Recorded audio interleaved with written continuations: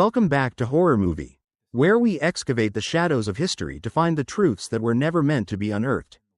Tonight, we travel back to a time when the world felt as though it was standing still, and something from the void stepped into that silence.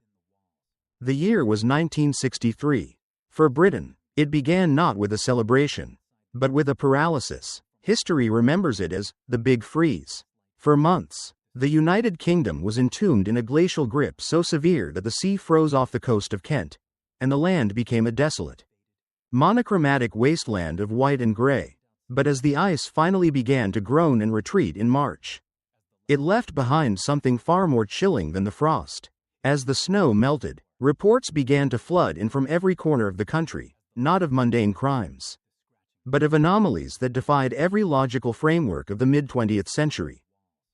It was as if the extreme cold had cracked the very foundation of reality.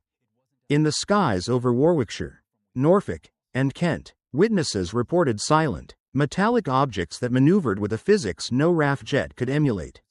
On the ground, the peace of the English countryside was shattered by a sudden, inexplicable surge in high strangeness. In Surrey, motorists swore they saw 8-foot-tall figures dressed in monk-like robes leaping across the asphalt with impossible agility. In Liverpool, rumors of a legendary, half-man, half-horse, creature terrified local parkgoers. These weren't just campfire stories, they were being logged in local police stations and noted by regional newspapers, forming a mosaic of the impossible. But the most disturbing activity was gravitating toward a specific, quiet coordinate, the county of Bedfordshire. While the rest of the nation looked to the skies, something was stirring in the ancient soil of the woods. There was a palpable sense of dread settling over the rural communities. A feeling that the Big Freeze had been a precursor to a spiritual or atmospheric shift. This wasn't merely a series of coincidences. From the desecrated ruins of Clophill Church to the dense, suffocating thickets of Bluebell Wood, a pattern was emerging, a pattern of occult rituals, precision animal mutilations, and sightings of entities that didn't fit into our biological catalogs. Was it a collective hysteria born from a brutal winter? Or did something genuine wake up in the woods of Caddington? Tonight, we move past the urban legends and look directly into the official files, the eyewitness testimonies, and the grim physical evidence left behind. This is not just a ghost story. This is a chronological descent into a period of high strangeness that local authorities could document, but never truly explain. As we fly over the desolate, frozen silhouettes of the 1963 landscape, ask yourself, when the lights go out and the world reverts to its primitive, frozen state, what exactly is waiting just beyond the shadows? The records are open. The witnesses are ready. This is the disturbing mystery of Bluebell Wood. We are starting now. To truly understand the weight of what happened in Bluebell Wood, we must first understand the tension of that era. 1963 was a tipping point. The news was dominated by the beginnings of the Moors murders, a grim reality that made the public acutely aware of the darkness lurking in the moors and forests. Simultaneously, the Yorkshire police were taking the unprecedented step of instructing local vicars to lock their church doors at night, not against thieves, but against shadowy groups, performing rituals that the press could only describe as anti-religious. Newspapers of the time, such as the Luton News and the Bedfordshire Times, began to reflect a community on edge. They reported on mysterious craters appearing in fields with no debris found, and priests being threatened in the streets for refusing to allow strange ceremonies within their consecrated walls. This was the atmospheric pressure cooker into which our main event was born. The authorities were dealing with a phenomenon that was multifaceted, part criminal, part psychological, and entirely unexplained. As we transition from the wide, cinematic vistas of a frozen Britain into the claustrophobic depths of the Bedfordshire woodlands, keep your eyes on the details. The surgical nature of what was found, the consistency of the young witnesses' essays, and the geographical alignment of these sightings suggest something far more organized than mere myth. You are watching Horror Movie. Stay focused, because in the world of high strangeness, the moment you look away is the moment the mask shifts. Let us look.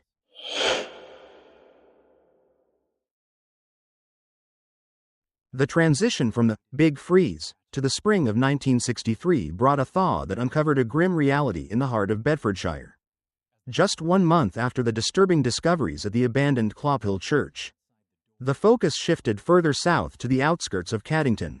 This area, known locally as Bluebell Wood, was not a single forest but a collection of 3 distinct woodlands: Battle Wood, Bushwood, and Roundwood. To the local residents, it was a place of recreation, a sanctuary for Sunday walks and childhood adventures. But on an unremarkable afternoon in April 1963, 2 12-year-old schoolboys from Luton would stumble upon a scene that would permanently alter the wood's reputation and leave an indelible mark on the local police archives. As the boys ventured deeper into the thickets of Battle Wood, the natural sounds of the forest, the rustling leaves and distant bird calls, began to be overwhelmed by a sensory assault. It started with a smell. It was a heavy, unmistakable scent of biological decay that hung motionless in the humid spring air. This wasn't the typical smell of a fallen wild animal. It was thick, concentrated, and pointed directly toward the dense heart of the brambles. Following the odor, the boys pushed through a natural barrier of thorns until they emerged into a hidden clearing. What they found there was so precisely orchestrated that it defied any immediate explanation. In the center of this secluded spot stood a single, gnarled tree, twisted by age and isolated from the surrounding flora. The ground around it had been flattened into 2 perfect circular patches, as if something, or someone, had been working there for hours, pressing the undergrowth down with methodical intent. But it was what lay within the brambles surrounding the clearing that froze the boys in place. Hidden within the thorns were the severed heads of 6 cows and 1 horse. Each head had been removed from its body with what investigators would later describe as surgical precision. There were no ragged edges, no signs of a struggle, and most notably, no bodies to be found in the vicinity. The details recorded in the subsequent official reports added layers of clinical horror to the discovery. The eyes of every animal had been cleanly removed. The jawbones of several cows had been taken away, though 2 remained intact, leading authorities to speculate that the perpetrators might have been interrupted before completing their task. Perhaps the most chilling detail noted by a responding officer from the RSPCA was the discovery of one of the missing eyes. It wasn't discarded on the forest floor, it was found hanging from a branch of the central tree, positioned like a grotesque offering or a symbolic focal point for whatever event had transpired there. The lack of physical evidence at the scene was as disturbing as the remains themselves. Despite the weight of the animals involved, there were no deep tire tracks leading into the woods, no significant blood pooling on the flattened grass, and no signs that the animals had been slaughtered on site. It was as if these heavy, severed heads had been transported into the center of the dense brambles by hand, or placed there with impossible care, while local newspapers, including the Luton News, reported on the event with a mixture of shock and caution. The clinical facts suggested a level of anatomical knowledge that far exceeded the capabilities of local vandals or bored teenagers. Ballistics analysis later revealed that the animals had been shot in the head multiple times before being decapitated. Yet no residents in the nearby village of Caddington had reported hearing gunfire in the preceding nights. This silence suggested a calculated operation, carried out under the cover of darkness with specialized equipment. The authorities were faced with a paradox. The scene bore all the hallmarks of a ritualistic, occult gathering. Yet the precision of the remains pointed toward a cold, almost scientific execution. The surgical clearing of Bluebell Wood became a focal point for investigators trying to link the event to the wider surge of cattle mutilations and strange lights being reported across the United Kingdom. This was no longer a matter of local folklore.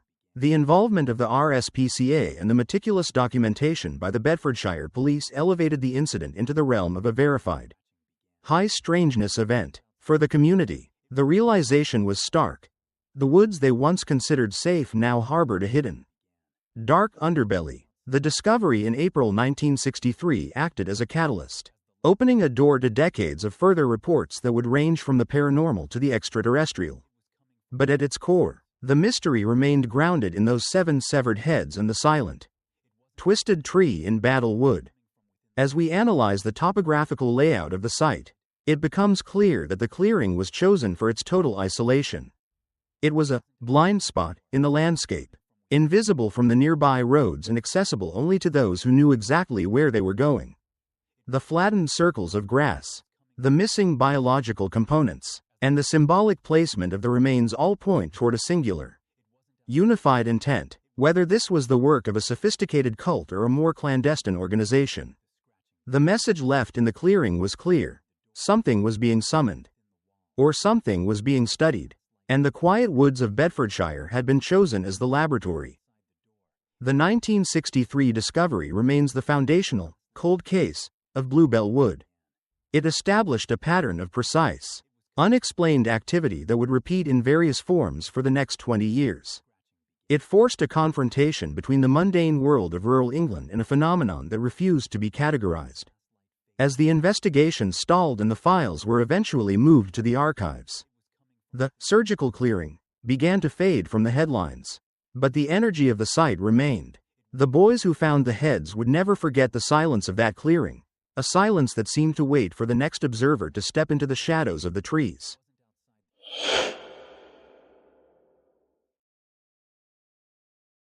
As the 1960s progressed, the dark reputation of Bedfordshire's woodlands began to evolve. What started with the grim, physical evidence of the 1963 ritual clearing soon shifted into a series of encounters that challenged the very nature of biological reality.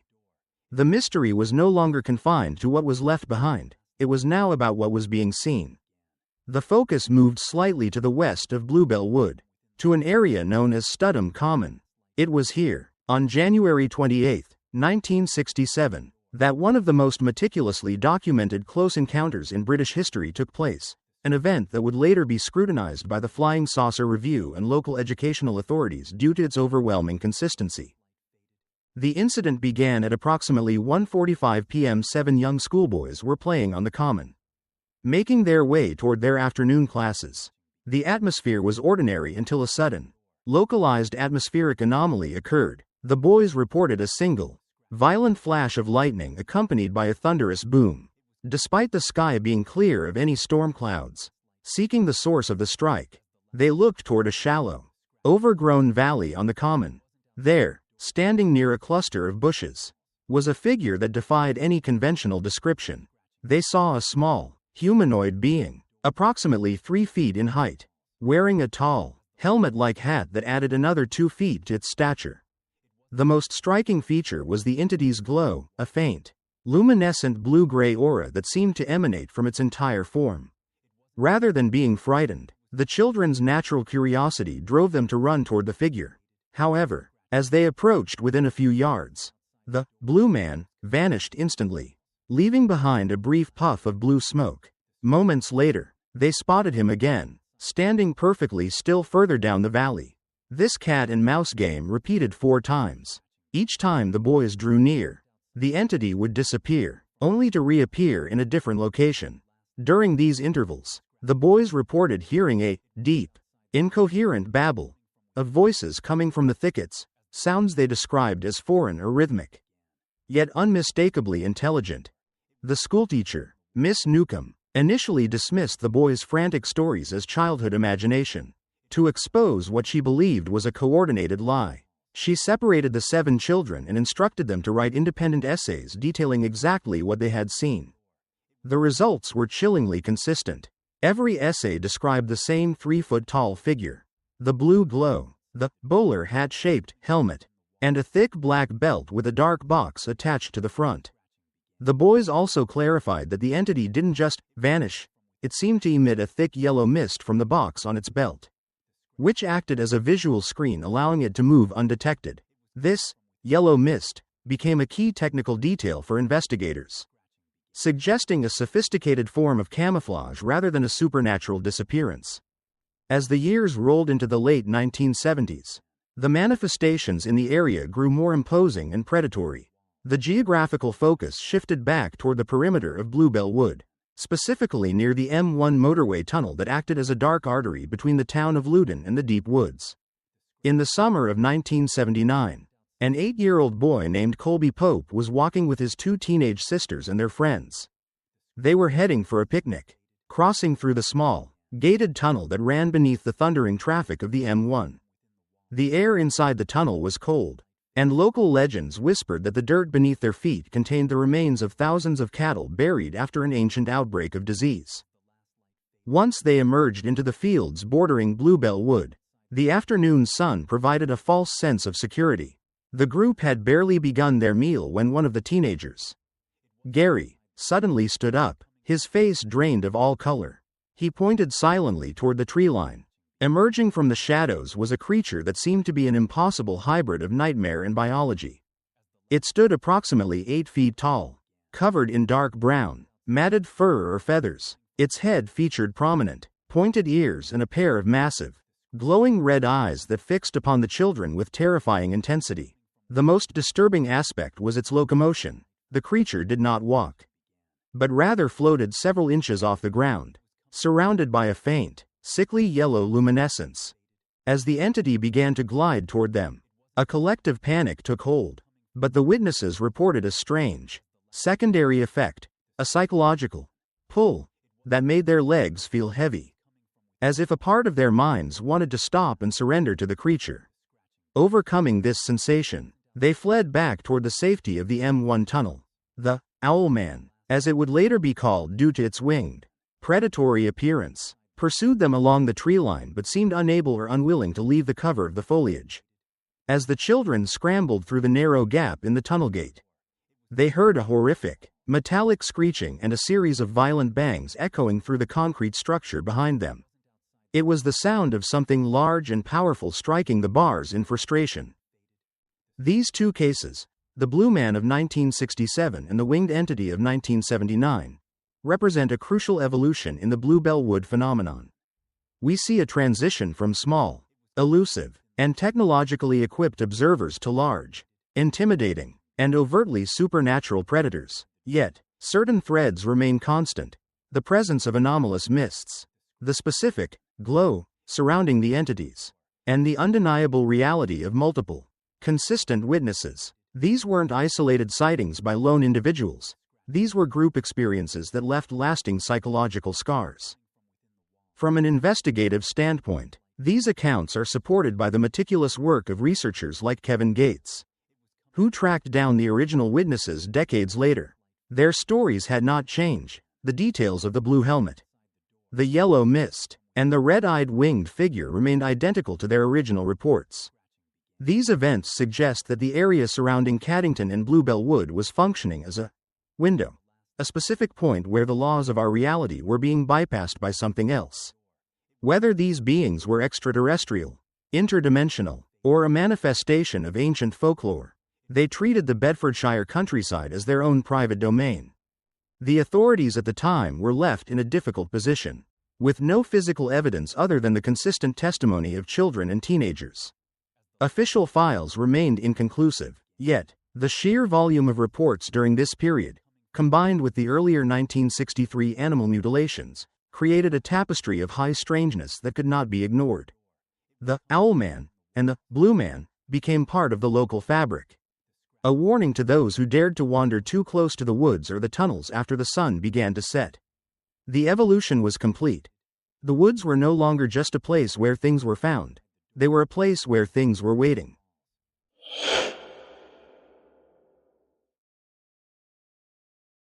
By the mid-1980s, the overt manifestations of small blue men and winged entities had begun to recede, replaced by a more ancient and grounded terror. The year was 1986, nearly 23 years after the original surgical clearing was discovered.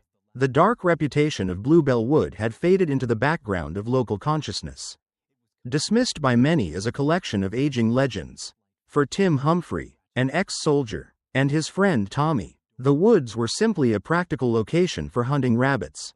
They were men of logic and experience, familiar with the terrain and the behavior of local wildlife. However, on a humid summer night as dawn began to fracture the horizon, they would encounter a guardian that seemed to patrol the very boundaries of reality.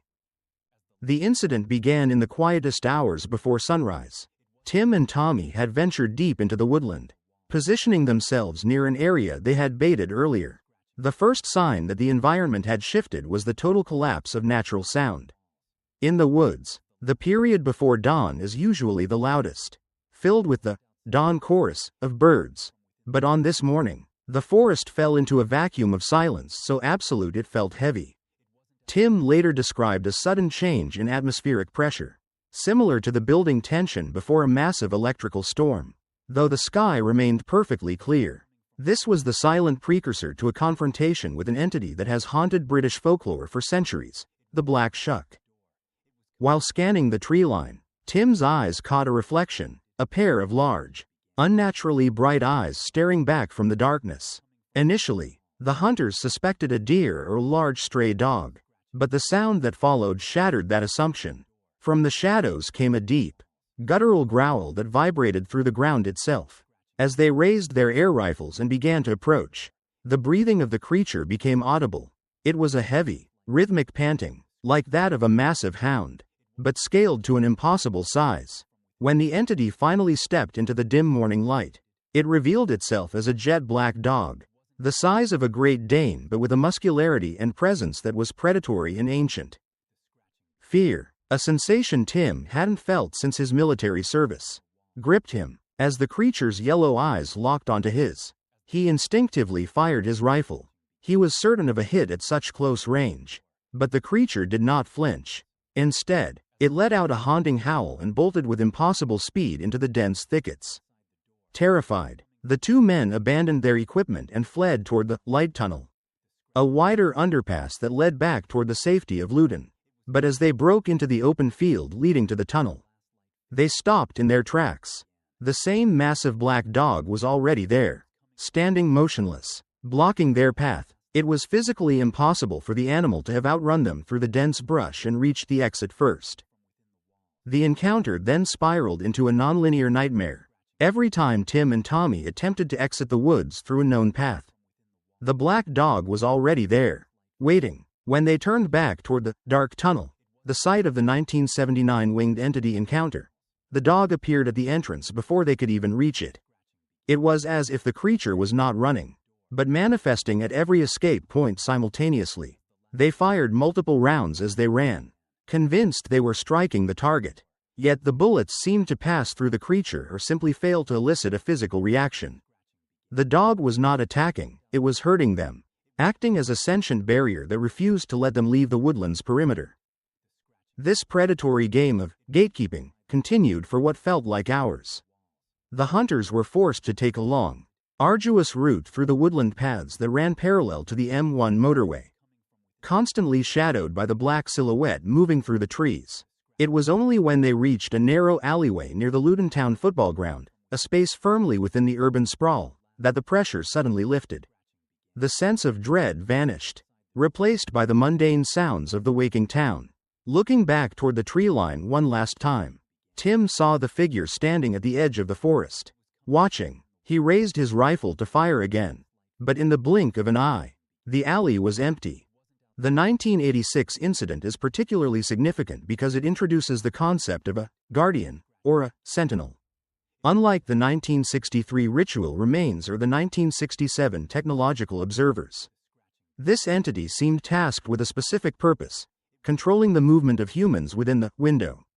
The accounts of Tim and Tommy were eventually unearthed by author Kevin Gates, who noted a tragic postscript to the story. Shortly after this encounter, Tim's grandfather went missing and was later found dead deep within Bluebell Wood, having suffered a sudden heart attack. While officially a natural death, Tim remained haunted by the possibility that his grandfather had encountered the same guardian, and that his heart simply could not withstand the terror of those yellow eyes. From a clinical perspective, the 1986 black dog sighting aligns with hundreds of other reports throughout East Anglia and the Midlands. However, its presence in Bluebell Wood, occurring at a geographical crossroads of previous high strangeness, suggests a unified phenomenon, whether it was a spectral hound from folklore or a manifestation of the area's unique energy.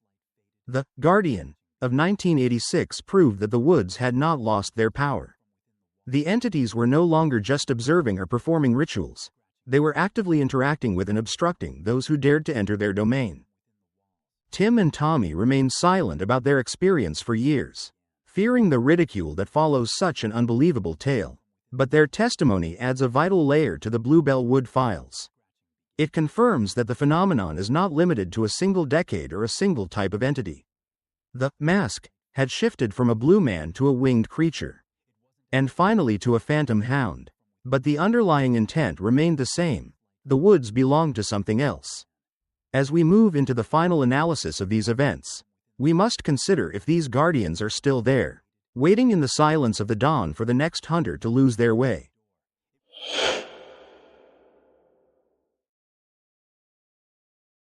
To truly grasp the magnitude of the events at Bluebell Wood, we must move beyond the individual sightings and look at the structural integrity of the mystery itself.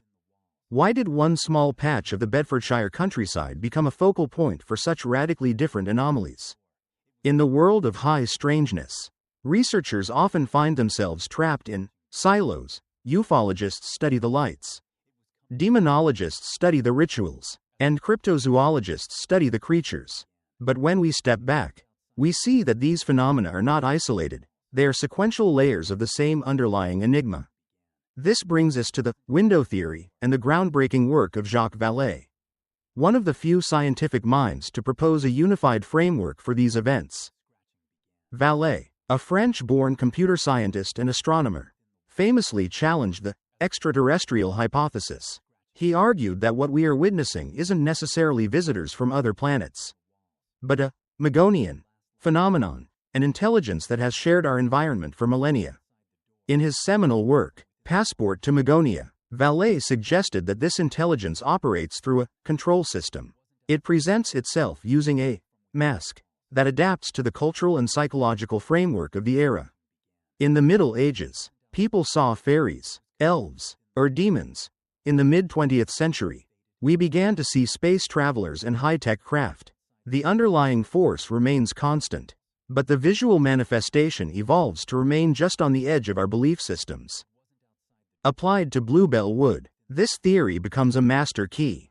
In the early 1960s, as interest in the occult and ancient mysteries surged in Britain, the phenomenon manifested as ritual desecrations and symbolic animal mutilations. It utilized the mask of the occultist. By 1967, during the height of the space race, the mask shifted to the Blue Man of Studham Common, a small, technologically equipped being that left behind metallic sounds and chemical mists. By the late 1970s and 1980s, as popular culture leaned into the world of cryptids and urban legends like the Mothman, the phenomenon presented as the winged owl man and the spectral black shuck. This is what researchers call a window area, a geographical hotspot where the boundary between our reality and a secondary intelligence becomes thin or permeable. Bluebell Wood appears to be one of these rare coordinates. The consistency of the location, centering on the M1 tunnels and the triangular woodland of Battle, Bush, and Roundwood, suggests that the geography itself is a component of the phenomenon. Whether it is due to magnetic anomalies, ancient ley lines, or simply a deep-seated human expectation of weirdness in these woods, the area functions as a stage for this shifting display. Furthermore, we must address the military conspiracy whispers that have long circulated in Loudon and Bedford. Bluebell Wood sits in the shadow of several significant military and aerospace installations. Some theorists suggest that the high strangeness is actually a byproduct of advanced psychological operations or experimental technology being tested in rural isolation. However, official news reports and military logs from the era show no evidence of such domestic testing. Instead, they depict local police forces who were genuinely baffled by the surgical precision of the 1963 clearing and the psychological impact on the young witnesses of the 1970s. The military presence may not be the cause of the anomalies, but rather an observer of them, drawn to the same window as the investigators.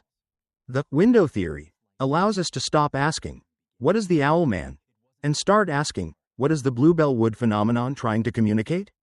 If Vallée's control system is correct, these events are designed to provoke a reaction, to disrupt our fixed view of reality, and to keep us questioning the unknown. The surgical heads, the glowing blue helmets, and the herding behavior of the phantom dog are all staged events, absurd enough to be dismissed by mainstream science, yet real enough to change the lives of those who witness them.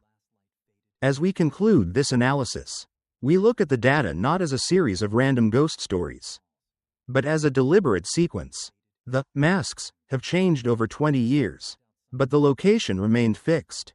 Bluebell Wood served as a laboratory for the impossible, and the witnesses, schoolboys, teenagers, and soldiers, were the involuntary subjects of the experiment. The true mystery isn't just what is in the woods, but how it knows exactly which face to wear to ensure we never forget its presence. Reality, it seems, is far more plastic than we dare to believe, and Bluebell Wood is the evidence of its malleability.